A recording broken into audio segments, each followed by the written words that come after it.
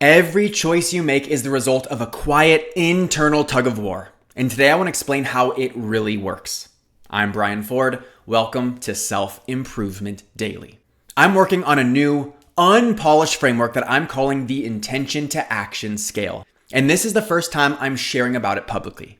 The intention is to demonstrate the roles that the conscious and unconscious mind play in our daily decision-making and behavior, which ultimately impacts the results we create and the realities we experience. Now, here's the framework. Imagine an old-fashioned weighing scale that has two buckets, one on each side, where if one bucket is heavier than the other, it tips the scale in that direction. For the sake of this metaphor, let's say that if the scale tips right, then it leads to taking a desired action, and if it tips to the left, then it leads to not taking a desired action. In order to live intentional, empowered, healthy, and productive lives, we want the scale tipping right as often as possible. Okay, here's the next step.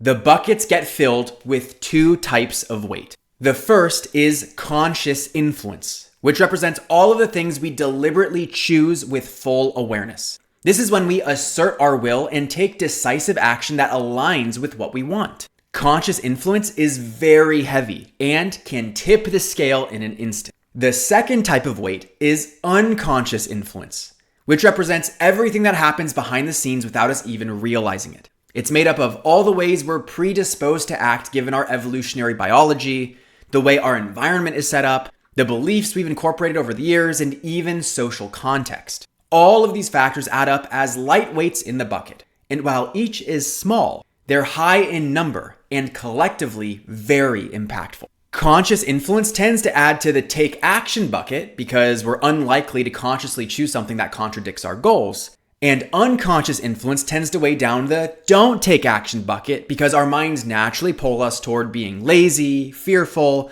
and only concerned with short-term feelings rather than long-term results. Now, this is where it gets good. We always have the power to do what we want.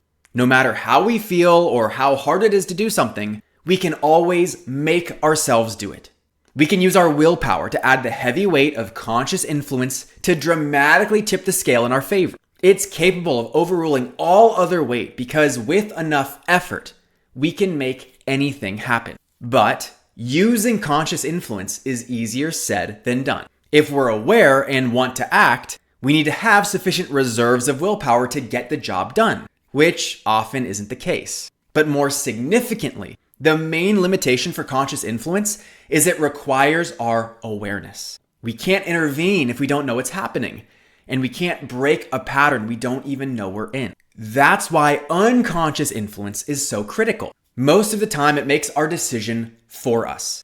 In the absence of the heavy weight of conscious influence, the scale naturally tips toward the side that has more of the lightweight, unconscious influence. This is exactly why environmental design is so important. You can make changes to your life, systems, context, relationships, and everything else to change where that weight goes. Things like accountability, scheduling, action planning, affirmations, and other things can offset the weight of our natural predispositions. When you add enough weight of unconscious influence into the take action bucket, it may be enough to completely tip the scale in that direction. But if it's not enough, it's still meaningful because now it requires way less willpower, effort, and conscious influence to finish the job. This makes the desired action much more likely to happen and the life we envision for ourselves much more possible. Hope that made sense.